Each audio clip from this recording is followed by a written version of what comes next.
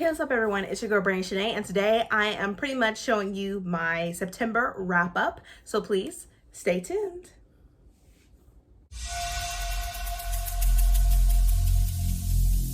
Every single day, I'm gonna make something great. That's my way. Every single day, I'm gonna make. And I am back, you guys. So like I said, this is my September wrap up. I'm even reading one again because it was really good, and I didn't have the physical copy at the time, so I'm reading it again and tabbing it because the book was amazing. But first, let me just show you what book I'm talking about. So it is Legendborn. So I had read this earlier in the month because I was part of Hero Voices book tour for Legendborn. I will leave that link up above if you want to check it out. It gives you my review on this book. But anyways, I'll share it with you anyway. So I give this a 5 out of 5 stars. It is amazing. I love it. I love Bree. I love everything about Bree. I love Nick too, and the romance and everything involved. I think it's just awesome for this book. I love the history it talks about, and also Bree just like figuring out certain things about her past and about ancestors and all that good stuff. Like, it's the bomb. Like, just reading it over again, it got me into a whole, like, I'm speechless because I've been going through it and marking stuff in it because I wasn't able to do that when I didn't have a physical copies because I had a ER from NetGalley, for the tour. So I wasn't able to, mark it down like I want to. So I'm redoing everything. I'm rereading it again. Hopefully I'll probably get done with it soon. But just thinking of the ancestors and energy and ether and all that good stuff, root crafters, everything like that. I'm just all for this book. It's amazing. I'm sorry I don't have the cover with me because I'm currently reading this, so I read it like this. But yeah, so I'm like this right now, reading it again. I don't really have that much left, but just with this alone, without the dust jacket, it's beautiful and I love it. I love the spine. It's amazing. Like I said, 5 out of 5 stars. I love Bree Matthews in this book. She keeps it real. Like, there was one line in this book that cracked me up, but it's so true. So it says, two someones tug gently at my hair. And then she says, don't touch my hair. It says, it's different than yours. I snap. It's curly, big, sure, but that doesn't mean you get to touch it whenever you want. I'm not a petting zoo. And it says, yeah, I take a deep breath, nodding. Well, now you do, because they didn't understand why. And everyone should know you don't touch a black girl's hair. You just don't do that. No. Lord, I remember when people at school would touch my hair and I'm like, what are you doing? I do not want your dirty hands in my head. Like, no, don't touch my hair. So that got to me and I was like, yep, I remember this passage. I definitely need to mark this down. But it's amazing. It talks about Merlin, because of course this is an Arthurian type of legend, folklore type of book, going to the history of ancestors, even thinking about slavery and also racism in this book. There's there's one character in here who is a bigot, and she lets him know that she ain't falling for it. She don't care. She gonna do her and he can do him. I don't want to spoil this for anybody, but I'm just letting you know this book is real good. I love this very much. I'm looking forward to reading more from Tracy Deonn. But yes, this is Legendborn by Tracy Deonn, 5 out of 5 stars. Go get this book, you guys. Go get it because it is good. You don't want to miss this. So here's this book, and I'm even rereading it, so it's got to be good. So here's that. Next book, also part of Hero Voices book tour. I read this and I tabbed it and I loved it. Was Loretta Little Looks Back. 3 Voices, Go Tell It. I recently did a video of that. I will leave a link up above. Pretty much giving you my special quotes and everything that I loved. But even when you start from the very beginning of the book, it tells you how you need to read it.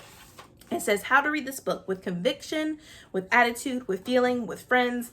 I love everything about it. It has 3 characters. You got Loretta, you got Roland, you got Aggie B.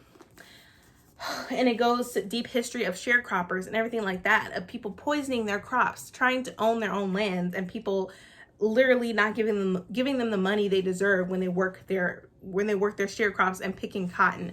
And this is after the Emancipation Proclamation, which was technically no slavery, but there was still slavery. They were still treated like slaves. Even though they were getting paid for what they were doing, it was like slavery. They were still working on people's own plantations, still trying to earn money and to make ends meet. And sometimes they would promise them a certain amount of money, and then they don't hardly even give them any, or give them a little bit of it of what they were supposed to get. So it's just a lot going on. It brings up, Cassius Clay, which of course everyone should know, that was Muhammad Ali's birth name, but he changed it. And then there's a whole bunch of other things brought up in this book as well. But it's amazing. It talks about, segregation, Jim Crow laws. And this is a middle grade, just to let you know. And I read some of this to my kids, and it was hard for them to really understand because my daughter is only 5 years old, but I wanted to read this to her anyway, just for her to be aware and everything like that. But I loved everything about this book. It goes to like family traditions. Like it talks about how they would get scraps, like pig intestines and all that, which now in my family, every like Christmas, every Thanksgiving, we have chitlins, which is pig intestines. And that's something my family has done for a very long time, as long as I can remember anyways. And, and my one side of my family, my dad's side, they're from Moultrie, Georgia, which is a very small town. And I know I haven't, and for me, it feels sad because I don't know much about my family's history. I did Ancestry and all that. Like my percentages is crazy. I have a lot of Senegal, Mali. There's a whole bunch of stuff in there. And I know for a fact, even my dad told me that my family, at least on the British side that I know, were slaves in Georgia. And my grandpa had experienced a lot of things, and that's why some of our family moved up to Ohio up north. But yeah, so it gets really deep. It gets to the nitty gritty, but it's a middle grade too. So it's not like deep, but it introduces little ones of history, of African-American history, Black history, which is U.S. history, it also talks about Emmett Till and his death. Like it says, a month back, August 1955, Pretty Mississippi got her name in a Negro newspaper, but there wasn't no kind of pretty in the headline that read, Boy 14 found dead in Money, Mississippi. It just goes into it. It says his body was floating and bloated in the Tallahatchie River. The child's crime was making eyes at a white woman. Hooded men wanted to teach him a lesson. For us colored people, Mississippi is no kind of pretty. Plain and simple. Mammy Till's son is now 6 feet under hatred's soil, while Jim Crow flies overhead, casting his wrath. But that child is not a forgotten flower. Emmett's memory lives on brightly. The recollection of that child's legacy is as resilient as a dandelion's determination. So, I mean, it talks a lot of things about our history and everything, about fighting for our right to vote as well. And I loved it. I love that part too. And it says at the very end on certain things I really wanted to share with you all. So it says, like, for Aunt Loretta, one of the characters, it says, women and men who built their strength from boxing cotton, hardworking people who gained a clear vision from so many days and nights and years upon years of back-breaking labor in the heat of can't see. But in time, we did see, came to know that nobody's free until everybody's free. Our freedom grew from so many determined souls who passed book tests and faith tests and how long can we wait tests. Our liberty sprung from strong-willed citizens, abstinent, not stepping down or back, which that is super powerful. And this is from Aggie B, the other character in this book. And it says, and so, thanks to them, we vote. We vote for justice. We vote to overcome. With democracy leading the way, we go, we register, we show up and speak up by casting our voices with our ballots in democracy's box, which is relevant today because we're in a presidential election right now. And if y'all haven't seen that debate, that was, I don't even know what that was. I can't even say it was a debate, but like literally, this is our time to vote. So it even literally says vote, which is so relevant. And the next one, it says, by campaigning and polling and rolling past Dum Dumpty. And one says, another from Aggie B, it says, say whatever will inspire you to stand up and speak your own truth, even with words or tears stick in your throat, or you have a hard time stepping past rocks in the road. So whatever you do, pretty much is saying don't give up, which I believe a lot of children need to know, and that they should, never give up. Always keep going. Never let somebody tell you something. You cannot do something. You can. You just got to keep on doing it and keep on pushing. But yeah, so I love this book. Gave it a 5 out of 5 stars. It's amazing. Amazing middle grade. And I definitely recommend it for schools. I feel like this is something that needs to be read to kids. Middle grade, you guys. So yeah, but anyway, I love this book a lot. And even if you take off the dust jacket, it's purple with gold foiling. So I'm just saying, this book was amazing, and it had me cry a couple times, just going back and thinking about, because I have a history degree, and just going back and rereading our history and everything like that is just heartbreaking. But I love this book. Next book I read, which was really deep, it was Transcendent Kingdom by Yasi. I love this so much. I gave this a 5 out of 5 stars. I loved it, or maybe I gave it a 4 out of 5. I thought it could a little bit more deeper, but it was still good. Pretty much for this character who is called Gifty, and she has a PhD in neuroscience, and she's pretty much trying to figure out ways on how can people overcome depression, what makes people become depressed and what have you. She grew up in a family of 4, then it started being 3, then it started being 2. And when I say 4, you have her dad, who's Nigerian. The mother, her mom, she moved from Nigeria to America so that she can make ends meet and send money back and forth, and so that they can have a life in America. So she came to America, and then the dad followed. And then after that, she has Gifty's older brother. Lord, I can't remember his name at the top of my head, but Lord, I can't remember. Anyways, her older brother, and then she has Gifty, and her mother has Gifty's at a very late age. She wasn't expecting to have Gifty at all, but her brother, he was definitely like 10 or 11 or 12 years older than Gifty altogether. And with that, her father eventually leaves America and goes back to Nigeria and eventually remarries. And then you have her brother, which was very upset that her dad left them there. And then he was also a great basketball player, like throughout the town. Oh, and they lived in Alabama too. So they dealt with a lot of racism as well. But people loved him because he was great in basketball and their team was winning. But there's a lot of racial slurs while he was playing basketball. Don't get me wrong. But he was a great player. And then during one game, he got hurt really bad. And so for his injury to heal and everything, they put him on oxycodone. And eventually he started becoming very addicted to oxycodone. He was addicted to it. When he was healed and everything, he still kept taking it. Eventually, his mom sent him to rehab. Then he came back to rehab and everything like that. And he was doing fine. And then he relapsed, and they find his body in the parking lot of a Starbucks, which was really sad.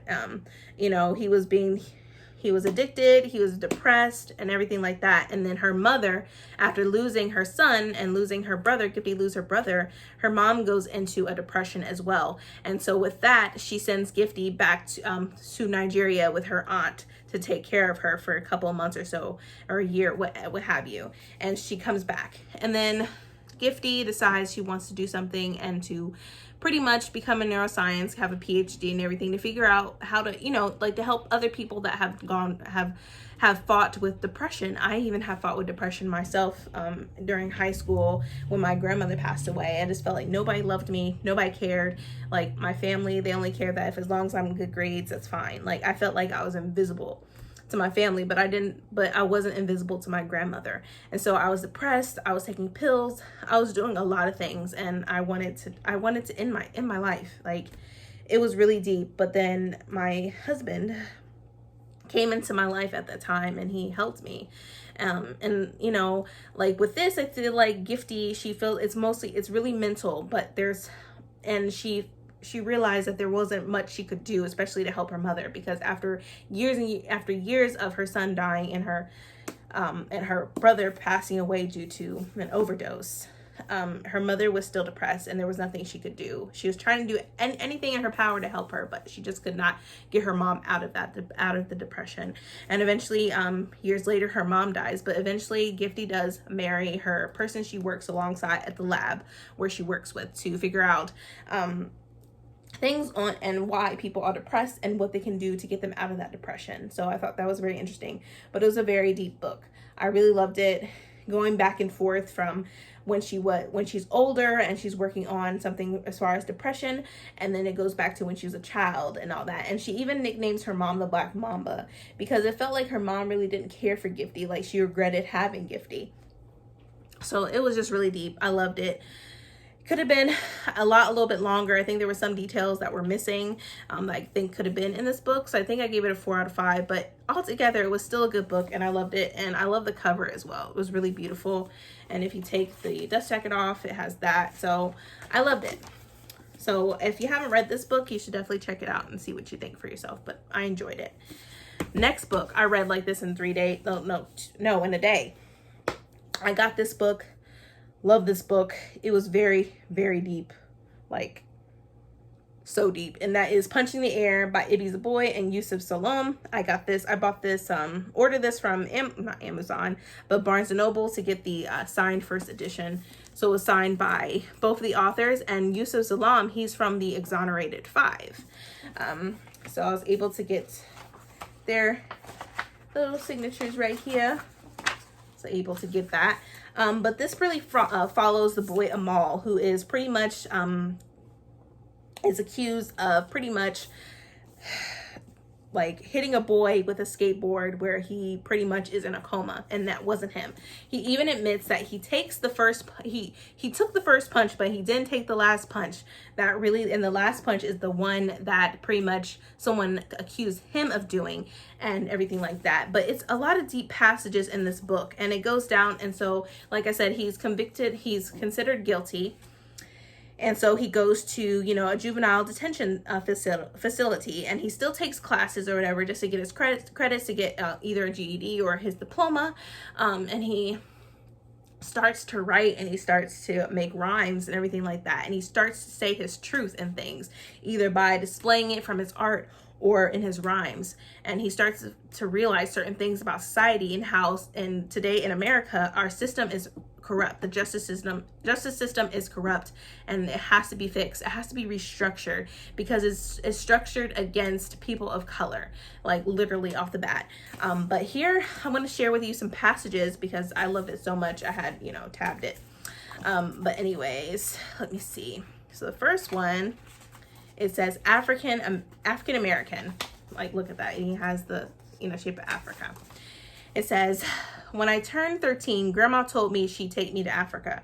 I told her Africa's not a country, and she slapped my shoulder and said I'm too smart for my own good. Umi said I should go to connect with my Muslim brothers and sisters on the continent, and Grandma looked at her sideways.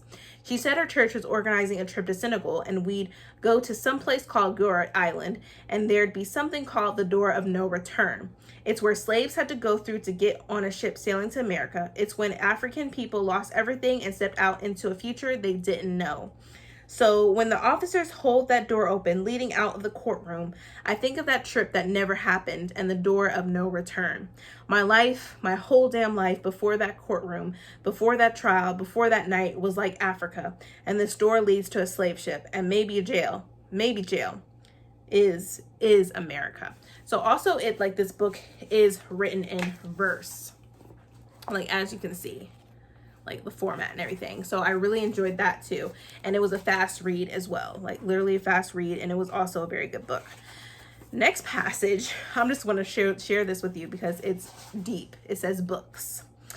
The first book he gave me was the autobiography of Malcolm X. And I thought he was trying to tell me something because Malcolm was Muslim. Malcolm was a thug. Malcolm was in jail. Malcolm was all about the people. Malcolm went to Mecca. Malcolm said some shit. Malcolm was shot dead. The only book I gave Clyde was The Rose That Grew from Concrete. I was definitely trying to tell him something because Tupac was a poet. Tupac was a thug. Tupac went to jail. Tupac was about the people. Tupac went everywhere. Tupac said some shit. Tupac was shot dead. Clyde didn't know that Umi made me read all about Malcolm in 8th grade. Clyde didn't know that I read about Martin Luther King and Nelson Mandela too. Clyde didn't know that I read big books and watched documentaries on my own. Clyde didn't know that I reread the book in 5 days, because after 2 months, he asked me if I was done. And by that time, I hadn't gotten through 12 books. To take my mind off things for a little while, I said. So, like I said, it gets deep. And then it says money. Bail money is freedom, but it's not free. Bail money means going home, but it's like renting time. Bail money made me feel as if there was justice. Bail money let me know that people believed me. Bail money was Umi's friends and family giving everything they could. Bail money was envelopes in our mailbox. Bail money became online petitions and a GoFundMe page. Bail money was invisible handcuffs. Bail money was a promise to put back on real handcuffs. Bail money is not going to save me now. So literally, even with just bail money, the system is still corrupt. It's still against you. You're still going to lose. You're still going to go back to prison. And one says, let me tell you something, little nigga. It literally says that. He hisses in my ear, and the memory comes back to me. Umi grabbed and twisted my lips when she heard me say nigga for the first time. I was 5. I thought it was just a word, like any other word, like my ABCs and 1, 2, 3s, like the old heads on the corner, my cousins from around the way, my friends at the park calling me little nigga, little nigga, little nigga. And it is spelled Nigga, like it's my name. Don't you ever let me hear you say that word again. You hear me? You're not a nigger. And she phrased it as an Nigger. So that's his mom talking. And neither are the boys you hang around with, nor any boy for that matter. Do you hear me, Amal?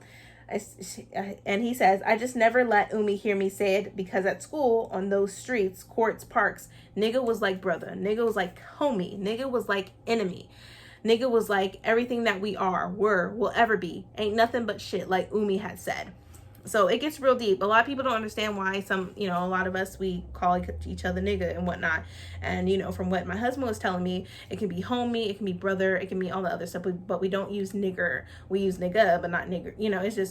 It's deep. So, this also it might be uncomfortable for some people, but this is a must read because it's reality. It's people of color's reality. It's Black people's reality, especially when it comes to in America and in the justice system. So it just gets really deep. I don't want to read too much more for you, but it was just really powerful and everything like that. And even one more passage, and I promise you I'll continue on with the last book that I read this month. But it says, over 30 years ago, I was exactly where you are now, accused, tried, and convicted, spending 6 years in jail for a crime I did not commit. It was summertime, and like most of you, I didn't want to be stuck in the house. I rolled with my boys like most of you do, and I don't ever want you to think there's something wrong with that.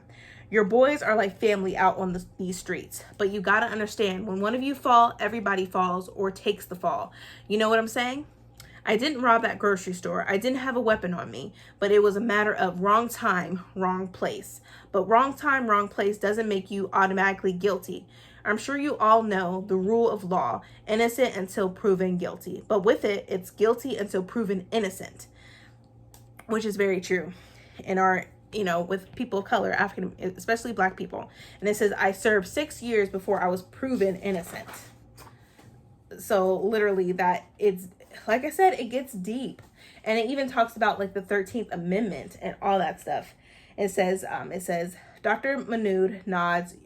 Y'all should know this, he says. Y'all should really understand this. And it breaks down the 13th Amendment. And it says, for Section 1, neither slavery nor involuntary servitude, except as a punishment for crime whereof the party shall have been duly convicted, shall exist within the United States or any place subject to their jurisdiction. And then Section 2, it says, Congress shall have power to enforce this article by appropriate legislation. And then Dr. Mood tells us to read each word out loud. And then it says, and then they say, so we're like slaves. And then Dr. Moose, he says, basically, if we've been convicted of a crime, we're slaves. So when you did whatever you did, or whatever they think you did, your whole damn life belongs to them, pretty much. And it says, now read what it says on those orange jumpsuits. You've been branded, labeled, boxed in. You become property of the state. So yeah, it gets really deep, which is true. Like that 13th Amendment, like literally you become slaves, you are property to the state or to the, you know, so everything like that, you are property, you are labeled like that. Not as a human being, but as property. But I gave this a 5 out of 5 stars. It's a great book. And Amal, throughout his writings and his rhymes, he tells his truth through all of that. So I definitely think, like, if people, I know it gets deep, but I feel like this is a read that you all must read if you want to know more about Black history, our history, or people of the color, of what we go through on a regular basis for the justice system. As you can see in America right now, we're facing a lot of police brutality, and a lot of young men and women are being killed. So, you know, I really feel like this is relevant for today, and it definitely should be a must read for anyone or anyone who's interested in knowing and want to become more or have more knowledge about it. So this is this book, and I loved it. And last but not least, I read Everybody Looking by Candace Alo. This is also written in verse, so it was a fairly short read, and I love this book. The main character is Ada. She pretty much, you know, this is the time where she graduates from high school. It gets really deep. Now, trigger warnings, there is, you know, one scene where Ada was molested. But no one knows, and she doesn't tell the doctor, anything like that. She grows up with her dad and everything like that, and her mom just like comes in and out of her life whenever she wants to. And throughout this time, when she goes to her grandma's, this is when she gets molested, and her dad doesn't know that. He's thinking that she must miss her mom, so that she takes him to a psychologist. Or yeah, he takes her to a psychiatrist or for therapy, and she didn't say anything. So there's a lot of things happening in this book. And then she goes to college where, you know, but before that, when she gets molested, she does not want no attention. She does not want any attention at her at all, because she feels like when you get attention, you get negative attention and everything like that. But when she goes to college, she does want attention, but she gets the wrong attention that she wants from one of the basketball boys who she thought she was in a relationship with. But really, he wasn't trying to be her boyfriend or anything like that. He just wanted company. You know, but then she starts to find herself in dance and all that like that. At first she was majoring in accounting because her dad thought that would be a good, you know, choice as far as career wise goes. But she soon discovers a girl who dances in a studio, and then she goes to a couple classes with her, and she loves it. And so eventually she just does not go to her accounting classes, and she goes to all these dance classes, and soon she changes her major. So she starts to find herself in that too, and I really love this book. I know for this there's going to be a second book for this. I don't know if it's going to be for the same character, Ada, but maybe it is. But I love this book so much. It even says beautifully crafted and ultimately healing. That was said by Jacqueline Woodson. And it says Allah is a writer to watch, and that was said by Jason Reynolds. So like I said, this was a great book, 5 out of 5 stars. It gets really deep. It makes you want to make sure you talk to your kids on a regular basis, and you know, everything like that, because her family did not know. She did not say anything to anybody when that happened to her. So like I said, trigger warning when you read this. It just gets really deep. Really, Ada is trying to find herself, and in the process she does find herself, and she tries to do things, try to change her life in a positive light that she wants to do in her life, and wants to do what she wants and not let other people tell her what she should do. So like I said, 5 out of 5 stars, and I loved it. So I read a total of 5 books, and I'm rereading one again, and they were the bomb. Loved it. But yeah, there you go, you guys. That is my September wrap up.